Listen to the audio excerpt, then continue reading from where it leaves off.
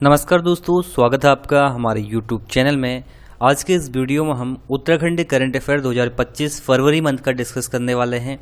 तो फरवरी 2025 के उत्तराखंड से रिलेटेड जितने भी करंट अफेयर के क्वेश्चन हैं उन सभी को वन बाय वन इस वीडियो में हम डिस्कस करने वाले हैं, जो कि आपके आने वाले UKPSC, UKSSC के सभी एग्जाम के लिए महत्वपूर्ण है।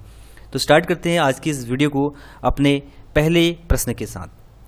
हमारा पहला प्रश्न है, उत्तराखंड के किस व्यक्ति को प्रतिष्ठित धन्वंतरी पुरस्कार 2024 से सम्मानित किया गया है? तो हाल ही में 2024 का जो धन्वंतरी पुरस्कार है वो उत्तराखंड के एक व्यक्ति को दिया गया है, जिनका नाम है option number B, Shri Mayaram Uniyal. Mayaram Uniyal ji को ये पुरस्कार दिया गया है। अगर इस पुरस्कार की बात करें, धन्वंतरी पुरस्कार की, ये केंद्र सरकार के द्वारा दिया जाता है। केंद्र सरकार के आयुष मंत्रालय द्वारा ये पुरस्कार दिया जाता है। अब ये किस क्षेत्र में योगदान के लिए दिया जाता है? तो ये दिया जाता है आयुर्वेद के क्षेत्र में योगदान के लिए। ठीक है, टोटल 3 लोगों को ये पुरस्कार मिला है। हम यहाँ पर बात करें उत्तराखंड की, तो उत्तराखंड का आपको याद रखना है, मायाराम उनियाल को ये पुरस्कार मिला है। इस पुरस्कार में 5 लाख रुपए की धनराशि, एक सम्मान चिन्ह और एक प्रशस्ति पत्र दिया जाता है। ये इंपॉर्टेंट नहीं है, आपको बस ये याद रखना है कि 2024 का धन्वंतरी पुरस्कार किसको दिया गया है? मायाराम उनियाल को दिया गया है। और किस मंत्रालय द्वारा दिया जाता है? आयुष मंत्रालय द्वारा दिया जाता है। किस क्षेत्र में योगदान के लिए दिया जाता है? आयुर्वेद के क्षेत्र में योगदान के लिए दिया जाता है। इतना आपको याद रखना है। नेक्स्ट क्वेश्चन है, अगला क्वेश्चन बजट से रिलेटेड है। देखिए, बजट 2025-26 पर हम एक सेपरेट वीडियो लेके आएंगे। बजट हो गया, इकोनॉमिक सर्वे हो गया, ये दोनों पर हम सेपरेट वीडियो अपलोड करेंगे आपके एग्जाम से पहले। यहाँ पर हम कुछ क्वेश्चन को डिस्कस कर लेते हैं बजट से रिलेटेड। 1-2 क्वेश्चन यहाँ पर हमने इंक्लूड किए हैं। तो हमारा जो बजट से रिलेटेड क्वेश्चन है वो है क्वेश्चन नंबर 2। उत्तराखंड सरकार ने वित्तीय वर्ष 2025-26 के लिए कितने रुपये का बजट पेश किया है? तो इस प्रश्न का सही जवाब है ऑप्शन नंबर बी, 1,01,175.33 करोड़ का ये बजट इस साल पेश किया गया है 2025-26 के फाइनेंशियल ईयर के लिए। बजट किसने पेश किया? बजट पेश किया था वित्त मंत्री प्रेमचंद अग्रवाल ने। ठीक है, और पहली बार उत्तराखंड में 1 लाख करोड़ का बजट पेश किया गया है। ये आपको याद रखना है। लास्ट बजट जो था 2024-25 का, उससे 13% अधिक बजट इस बार पेश हुआ है। पहली बार जो है 1 लाख का आंकड़ा टच किया है उत्तराखंड के बजट ने। अगर इस बजट की बात करें तो इसमें 1,01,175 करोड़ का बजट है, और इसमें जो राजकोषीय घाटा है, फिजिकल डेफिसिट है, वो है आपका 12,604.92 करोड़ का। और यह राज्य की GDP का, GSDP का, यानी कि ग्रॉस स्टेट डोमेस्टिक प्रोडक्ट का जो है 2.94% है। ठीक है, ये आपको याद रखना है। इसके बाद कुछ इसमें विशेष शब्द इसमें जोड़े गए हैं, जैसे आपका ज्ञान है, नमो जो है इसकी थीम है, नमो थीम पे आधारित है, उससे रिलेटेड 1-2 क्वेश्चन हम देख लेते हैं। अगला जो क्वेश्चन है हमारा, उत्तराखंड सरकार के 2025-26 के बजट में नमो का क्या अर्थ है? तो नमो जो है इसकी थीम है इस साल के बजट की, और इस नमो का अर्थ क्या है ये हम यहाँ पर देख लेते हैं। इसका सही जवाब है ऑप्शन नंबर ए। एन का अर्थ है नवाचार, ए का अर्थ है आत्मनिर्भरता, एम का अर्थ है महान विरासत, और ओ का अर्थ है ओजस्वी मानव संसाधन। यहां पर है ओजस्वी मानव संसाधन। तो ठीक है, तो नवाचार, आत्मनिर्भरता, ओजस्वी मानव संसाधन, ये इसकी थीम है इस साल के बजट की। इस पर हम डिटेल में देख लेते हैं एक बार नमो के बारे में। तो नवाचार का अर्थ क्या है? इनोवेशन। इनोवेशन में क्या क्या आता है? जैसे आपका देखा होगा आपने, स्मार्ट मीटर यहाँ पर अभी उत्तराखंड में लग रहे हैं, और पेपरलेस विधानसभा के बारे में आपने पढ़ा होगा। तो पेपरलेस सेवाएं, smart classes, smart meter, biometric प्रमाणीकरण, ये आ गया इनोवेशन में। आत्मनिर्भर उत्तराखंड की बात करें तो इसमें सप्तऋषि मॉडल है। सप्तऋषि में क्या क्या आता है? कृषि, उद्योग, ऊर्जा, पर्यटन, ये सप्तऋषि में आते हैं। आयुष भी आता है उसमें। तो ये कनेक्टिविटी जैसी आत्मनिर्भरता, ये आपका आत्मनिर्भर उत्तराखंड में आ गया। इसके बाद महान विरासत, हमारी जो महान विरासत है, ग्रेट हेरिटेज हैं, धार्मिक स्थल हैं, सांस्कृतिक जो स्थल हैं, इनके विकास, इनके संरक्षण के लिए, जैसे आदि कैलाश है, ओम पर्वत है, इनको बढ़ावा देना, ये आपका महान विरासत आ गया। ठीक है, ओजस्वी मानव संसाधन, ठीक है, डायनेमिक ह्यूमन रिसोर्सेज, इसमें आ गया कौशल विकास, खेल, शिक्षा और प्रशिक्षण के माध्यम से युवाओं को जो है सशक्त करना, बढ़ावा देना। तो ये जो है 2025-26 की थीम है। आपको ये याद रखना है। नमो का फुल फॉर्म क्या है? नमो में जो नवाचार है उसका क्या अर्थ है? आत्मनिर्भर उत्तराखंड का क्या अर्थ है? महान विरासत का क्या अर्थ है? और ओजस्वी मानव संसाधन का क्या अर्थ है? ये एग्जाम में पूछा जा सकता है। बहुत इंपॉर्टेंट क्वेश्चन है, अच्छा क्वेश्चन भी है। ठीक है, तो बढ़ते हैं आगे अगले क्वेश्चन की ओर। अगला क्वेश्चन है, राज्य के 2025-26 के बजट में ज्ञान का उद्देश्य क्या दर्शाता है? तो जैसे नमो थीम है उसी प्रकार से ज्ञान एक मुख्य फोकस बिंदु है इस बजट का। तो इसका अर्थ है ज्ञान का क्या फुल फॉर्म है? तो इस प्रश्न का सही जवाब है ऑप्शन नंबर डी, जी से गरीब, वाई से युवा, ए से अन्नदाता यानी किसान और एन से नारी शक्ति। ठीक है, तो ये मुख्य फोकस बिंदु है, ये ज्ञान का अर्थ है, आपको पता होना चाहिए। अब देखिए ज्ञान के बारे में और डिस्कस कर लेते हैं। जी से गरीब कल्याण, यानी कि इसका अर्थ है गरीब और वंचित वर्ग के उत्थान के लिए जो है कल्याण के लिए योजनाएं और उसका प्रावधान। युवा वाई से है, इसका अर्थ है युवाओं के लिए शिक्षा, रोजगार, कौशल विकास और रोजगार के अवसर पर जो है ध्यान केंद्रित करना। अन्नदाता यानी कि किसान, यह किसानों के कल्याण और कृषि उत्पादन को बढ़ाने और उनकी आय में वृद्धि करने के लिए संबंधित है, उनसे संबंधित है। एन फॉर नारी शक्ति यानी कि महिला, इसका लक्ष्य है महिला सशक्तिकरण और उनकी सुरक्षा, सामाजिक आर्थिक भागीदारी को बढ़ाना। एक्चुअली ज़्यादातर बजट में ही इन चीज़ों पर ही फोकस किया जाता है। तो ये एक वर्ड दिया गया है ज्ञान, आपको याद रखना है, फुल फॉर्म पूछी जा सकती है, इनमें से कौन सा जो है वाई से संबंधित है, ए से संबंधित है, इस टाइप के क्वेश्चन एग्जाम में बन जाते हैं, तो ये आपको याद रखना है। अगला क्वेश्चन है, पर्यावरण संरक्षण और सामाजिक कार्यों के प्रति समर्पित उत्तराखंड के किस पर्यावरणविद का 14 फरवरी 2025 को निधन हो गया? तो इस प्रश्न का सही जवाब है option number C, Vimla Bahuguna. देखिए आपने नाम सुना होगा सुंदरलाल बहुगुणा, काफ़ी जो है चर्चित और प्रसिद्ध जो है समाजसेवी और पर्यावरणविद थे उत्तराखंड के। तो उनकी ही पत्नी थी विमला बहुगुणा, जिनका 14 फरवरी 2025 को निधन हो गया है। ये खुद भी प्रसिद्ध समाजसेवी और पर्यावरणविद थी, जो है स्वर्गीय सुंदरलाल बहुगुणा की ये पत्नी है, और चिपको आंदोलन में भी सक्रिय थी। उसके बाद सुंदरलाल बहुगुणा जी के साथ इन्होंने शराबबंदी अभियानों में भी जो है हिस्सा लिया था। तो कई बार एग्जाम में क्वेश्चन पूछ लेता है यूके SSC खासतौर पे, जैसे एक बार श्रीदेव सुमन की पत्नी का नाम पूछ लिया था। तो उसी प्रकार से आपको याद रखना है विमला बहुगुणा ये पर्यावरणविद थी और सुंदरलाल बहुगुणा की पत्नी थी। 14 फरवरी 2025 को इनका निधन हो गया है। नेक्स्ट है, उत्तराखंड कैबिनेट ने भू कानून के प्रस्ताव को कब मंजूरी प्रदान करी? तो भू कानून उत्तराखंड में लागू हुआ है और इस प्रस्ताव को मंजूरी प्रदान की गई है 19 फरवरी 2025 को। ऑप्शन नंबर 20 का सही जवाब है। उत्तराखंड मंत्रिमंडल ने भू कानून के प्रस्ताव को 19 फरवरी 2025 को मंजूरी प्रदान की। मुख्यमंत्री पुष्कर सिंह धामी की अध्यक्षता में कैबिनेट की बैठक में निर्णय लिया गया कि इसके बाद विधेयक विधानसभा के बजट सत्र में पेश किया गया था। ठीक है, बाकी इस कानून की बात करें तो इसमें क्या क्या है, तो नए भू कानून के अंतर्गत जो है बाहरी राज्य के जो व्यक्ति हैं वो कृषि और बागवानी के लिए जो है भूमि नहीं खरीद सकते हैं। 11 जिलों में, टोटल 13 जिले हैं, हरिद्वार और उधम सिंह नगर को छोड़ के यहाँ पर जो है 11 जिलों में कृषि बागवानी के लिए भूमि नहीं खरीद सकते हैं। अन्य प्रयोजनों के लिए जो है भूमि खरीदने से पहले सरकार की अनुमति अनिवार्य होगी। इसके अलावा बाहरी व्यक्ति केवल एक बार ही अपने परिवार के लिए अधिकतम 250 वर्ग मीटर की भूमि खरीद सकते हैं। इसके लिए रजिस्ट्रार को शपथ पत्र देना होगा। तो ये भू कानून के प्रावधान है। ठीक है, आपको पता होना चाहिए, एग्जाम में पूछ सकता है अलग अलग ऑप्शन बना के कि क्या इसका प्रावधान है, क्या इसका प्रावधान नहीं है, और इसको मंजूरी मिली है 19 फरवरी 2025 को, ये आपको याद रखना है। नेक्स्ट है, पहले उत्तराखंड साहित्य भूषण सम्मान से किसे सम्मानित किया गया है?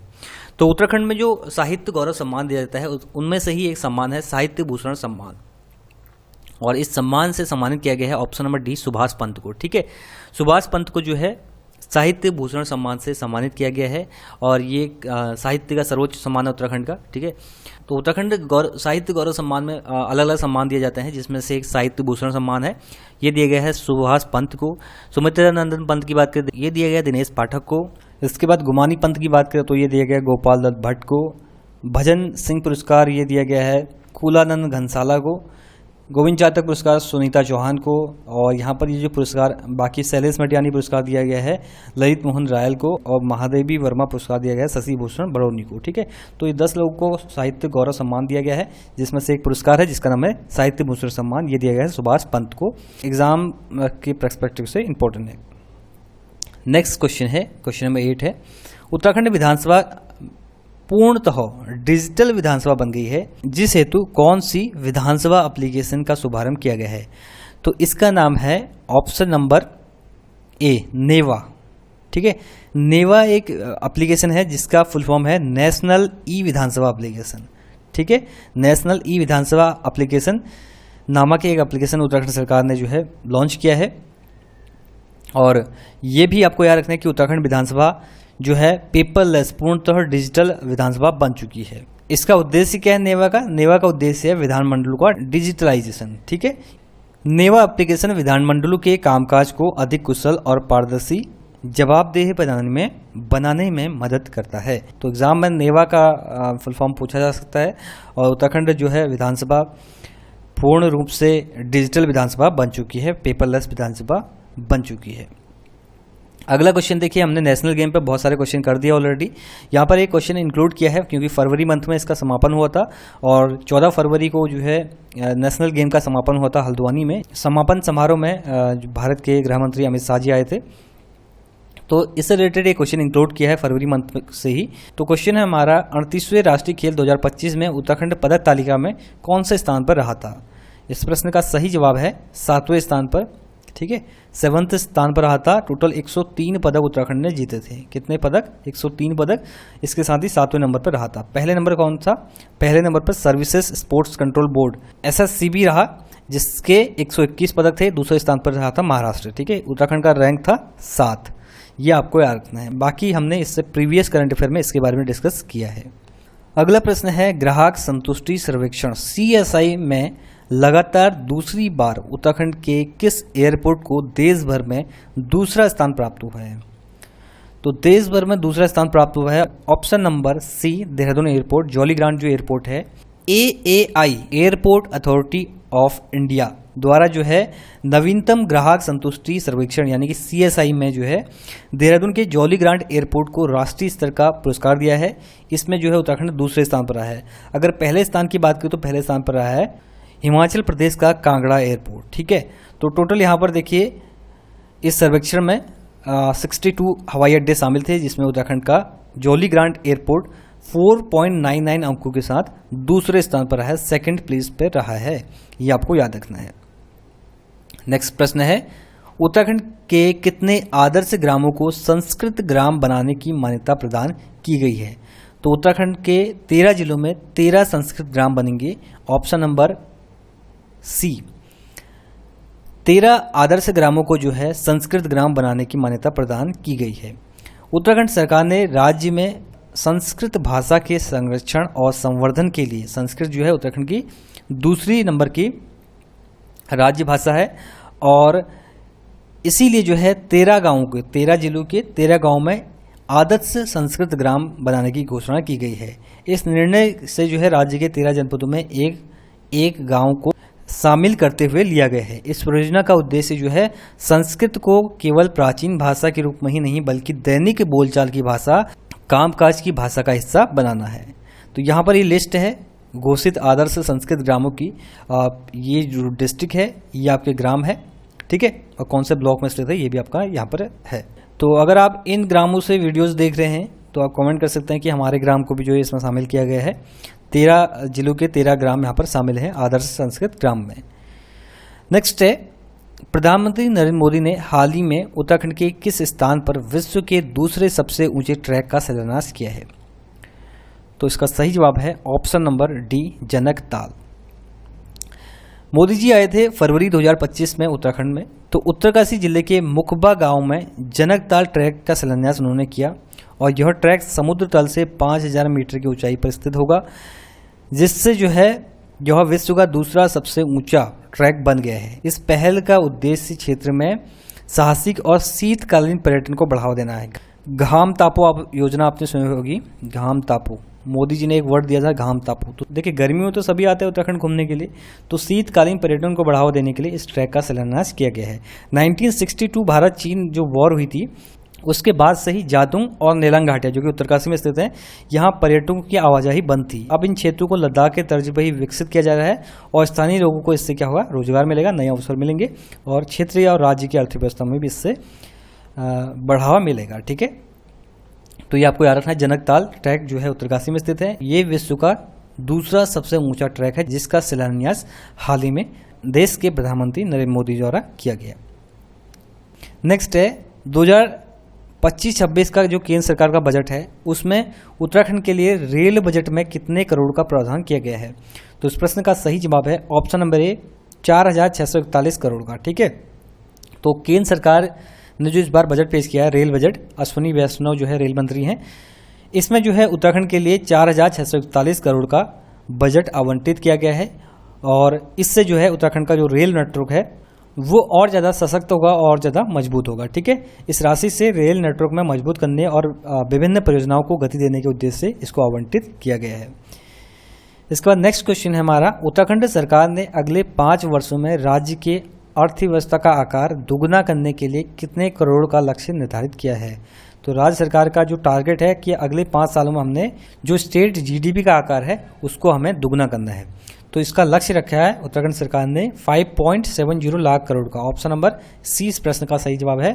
उत्तराखंड का जो स्टेट जीडीपी है उसको अगले 5 सालों में स्टेट गवर्नमेंट ने लक्ष्य रखा है कि हम दुगना कर देंगे और ये टारगेट है 5.7 लाख करोड़ का। जैसे 5 ट्रिलियन का टारगेट है सेंट्रल गवर्नमेंट का, वैसे ही उत्तराखंड सरकार का भी टारगेट है कि हमारा जो स्टेट जीडीपी होगा वो अगले 5 सालों में 5.7 लाख करोड़ का होगा। ठीक है, अगला प्रश्न है 15वां क्वेश्चन है, उत्तराखंड का पहला यहाँ पर री है, ठीक है,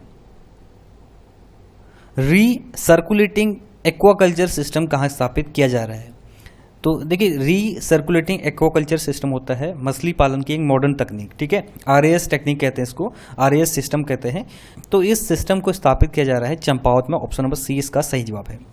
उत्तराखंड में पहली बार recirculating aquaculture system RAS Champawat जिले में स्थापित किया जा रहा है। यह राज्य में मत्स्य पालन की क्षमता को बढ़ाने और जल संसाधनों को कुशलतापूर्वक उपयोग करने की दिशा में एक महत्वपूर्ण कदम है। तो RAS सिस्टम को जो है कहाँ स्थापित किया जा रहा है? चंपावत में। ऑप्शन नंबर सी इस प्रश्न का सही जवाब है। तो ये थे इंपॉर्टेंट क्वेश्चन 2025 फरवरी मंथ के फेब 2025 के उत्तराखंड से रिलेटेड। आई होप ये वीडियो आपको पसंद आया होगा। ये इस वीडियो का and. Thanks for watching and God bless you all.